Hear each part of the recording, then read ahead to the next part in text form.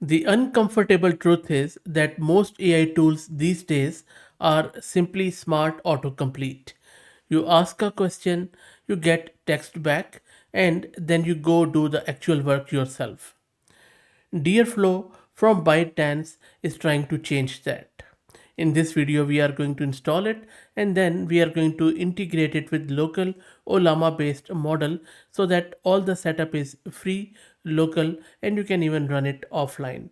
So let's get started. This is Fahad Mirza and I welcome you to the channel. Please like the video and subscribe and consider becoming a member. Please also follow me on X if you're looking for AI updates with reason and without any hype. So what exactly is this DeerFlow? The name is quite interesting, by the way. As I said, this is released by ByteDance and they have also shared the repo. This is one of the, I would say, different projects I have seen in the last 2 to 3 days. What makes it stand out is that it doesn't just tell you what to do, it actually does it. It spins up its own isolated Docker environment with a real file system, a bash terminal, and the ability to read and write actual files. You give it a task, a lead agent breaks it into steps, sub agents handle each step in parallel, and you get back a finished result, a report, a website, a slide deck, whatever you asked for. Now, this is all a rosy picture. There are quite a few bugs too, so you have to just make sure that you install all the prerequisites properly and then you go from there. But the idea is quite good. If they improve it in the next version or someone else comes up with an improved version, I think this is going to be a big deal. Anyway, so we will be installing it with Ollama based models. This is my Ubuntu system. I have one GPU card which is NVIDIA RTX 6000 with 48 GB of VRAM. The reason why I am showing you this is because I am running this Ollama based models. Now, if you're using any smaller Ollama based model, DeerFlow might not work good. The truth is, even if you really want to use it in production or for a serious task, go with an API based hosted model. But anyway, I'm going to show you how to integrate it with this GLM 4.7 flash model which is running locally at this point in time. If you're also looking to run it locally with Ollama based models and you're looking for GPU, you can rent it from Massed Compute. I will drop the link in video's description with a discount coupon code of 50% for a range of GPUs. Now there are few prerequisites which you would need. You would need to have Docker already installed. This is my Docker. You would need to have Node installed and you would need to have npm installed and also pnpm installed.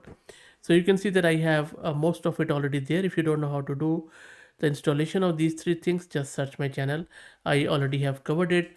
Let me quickly install this package manager, and this is simple an npm install which I am doing globally, and it is all done. So now I would highly recommend that you go with some sort of virtual environment. You can go with Python virtual environment or UV, or I'm going to go with this Conda environment, and make sure that you are using Python 3.12 because this version is only supported there. So shouldn't take too long. It's almost there. So I will let it finish, and then we just need to git clone the repo. And as I said, I'm going to drop the link in video's description, and most of the prerequisites are configured and installed. Now from the root of the repo, you need to generate the config files, and the config files are now generated. Let me open that config, this in VS Code, and we will check it out. And this is a config file of DeerFlow. I have already altered it for Ollama. So please just focus on the file as I explained because you would need to do the same. This is the model section, which is the most important one. This tells DeerFlow to use your local Ollama, which is in my case GLM 4.7 Flash, and I'm using OpenAI compatible API. And you can see that I'm giving it a Docker endpoint because DeerFlow runs in Docker using localhost would point inside the container, and that is why I'm using host.docker to point it correctly. Rest are hyperparameters, and tools gives the agent its capabilities. Like we are going to use DuckDuckGo for free web search. You can use Gina AI to fetch full page content from URL, and file bash tool so it can actually read.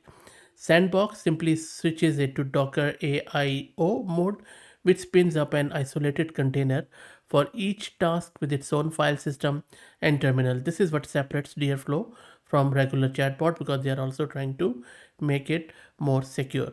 And then, once the tools are done and sandboxing is done, skills points at your DeerFlow installer, which we already have cloned. So we have cloned two repos, one for DeerFlow, one is for DeerFlow installer, and this is in the DeerFlow. The skills directory is in the installer one, which contains pre-built workflows for research, slide generation, data analysis, and much more.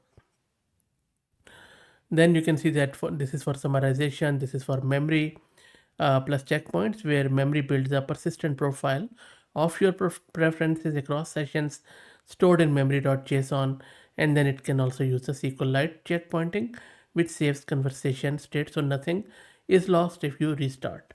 So you can see that now it is all good. Now let's go back to the terminal, and from the root of the repo, let's make the Docker initialization, which is going to pull the sandbox image for us. And this is going to take a couple of minutes. While that happens, again, please follow me on X if you're looking for AI updates without any hype, and please consider becoming a member, as that helps. Sandbox image is pulled. Now let's start everything with this start command. And again, it is going to take a bit of a time, so let's wait. DeerFlow is now up and running. All four containers started cleanly, which is front end, LangGraph, Gateway, and Nginx. Let me access it in our browser at localhost port 2026. There you go, DeerFlow is running, and the interface is quite good. It's very impressive actually.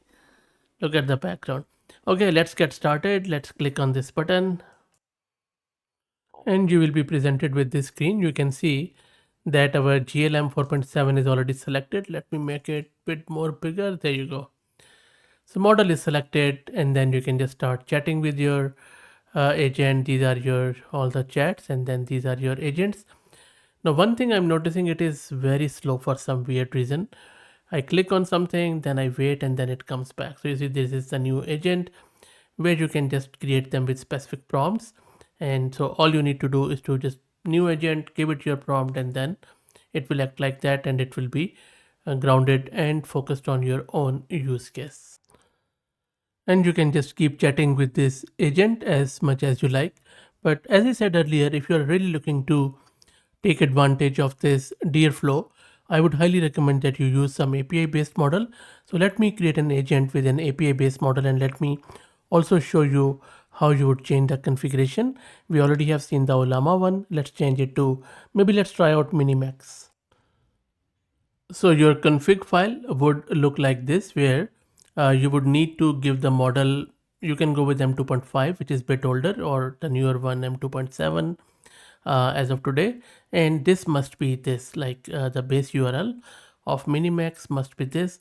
And this is where you would need to obtain your API key. You can get it from minimax.io. I think they have also got some free tier, but it's very cheap. And you get a very good model too, by the way, and we have covered it a lot on the channel. Make sure you set temperature to 1, but that is the requirement of Minimax. Otherwise, it is going to give you the error. And another thing you would need to do is to just go to .env file, which you will also find in the root of the repo. Make sure to set your Minimax API key here. And you can, as I said, you can get it from minimax.api.io or just minimax.io. You can search it and you will get it. Okay, so let me set my API key and go, and sorry, once you do that, you would go back here, and then first you would need to do make docker stop. Let me stop it in front of you, and once it is stopped, you would just need to restart it. So let me, so let's wait for it to stop all the containers. And now you can just set your API key now, save the file, and then run this make docker start command. It is going to use those cached images to spawn those containers again, and then you can access it on the same URL. And there you go, the same URL is available. Let's copy this URL and open it in the new browser window. I'm just going to go here and run this. It is going to load, I believe, the front page again, which is quite fancy. And then you can simply click on get started with. And then you can open a new chat and you can see that now we have our Minimax model available. You can create an agent. So for example, you go to the agent here and you can see that it takes a bit of a time, like even few seconds to load everything. Click on new agent and you can give it any name of your choice. Let's continue. And then it is asking me, let's bootstrap its soul. It is creating the workspace, it is thinking, and then it is taking the hint from the name too, by the way. And it is checking your local workspace directory. If there is anything, it is going to pick it up from there. And now you can give it the purpose or the type, like I just want some AI topics given a subject, write a clear structured report. And of course you can use tools like web search we saw earlier, but you would need the API key of Tavily or any other in order to get it working properly. And the agent created, you can start chatting, click here, and then off you go. It's as simple as that. And you can just start chatting, like write a report on some other topic like Vegemite in Australia, and then press enter. It is going to use the magic of that Minimax model and then going to provide you a structured report as per your own system prompt. So look, you can already see probably that how easy it has become to create these agents on the fly. And as was expected, you see that the report writer is around AI and technology, but I am asking it to do a Vegemite report. It says that I specialize in this, and this falls outside of my area of expertise. And I'll just say, okay, okay, write a report on open source models, something like random, and it is just going to write the report for you. It thinks, it is searching the web. You would need to set the API key. I think I have set my Tavily API key there, which also gives you around 1000 credits. Now, this is DeerFlow for you, where you can see that it is running all local, all private. Plus, you can also run it with API-based models quite easily on your own machine. So basically, it is an open source agent harness that can research, write, and execute tasks on your behalf. What makes this different from various other tooling which we have used, that it actually doesn't just describe it, it uses tools whatever is in their repo and then try to do it as comprehensively as possible. And one thing to remember here is that this DeerFlow is not an agent, it is a agent harness. Agent harness is infrastructure around agentic framework. So you can have all the components which would help your own agent, and those components could be a computer, a memory, tool, MCP, and the ability to spin up other agents to help. So you can even do a multi-agent orchestration, create multiple agents, reference them, and it would automatically identify these. So we will do another video on it. So it can actually finish complex tasks by orchestrating and coordinating with each other. One huge drawback of this is that you would need a lot of API keys, like Tavily API key and MC. You would need some other random API keys like Gina API key if you're really looking to do meaningful work. So I don't want to really spend money on API key. That is why I have these Ollama based models which I showed you. But when you use DeerFlow with it, its reach is limited. Unlike when we saw a lot of other stuff like OpenClaw and Hermes agent and stuff. So if it would up to me, I would rather use those frameworks instead of DeerFlow, just because of that reason. But look, let me know your thoughts on it. What would you be doing? Please like the video and subscribe and consider becoming a member. Please follow me on X if you're looking for AI updates. Thank you for all the support.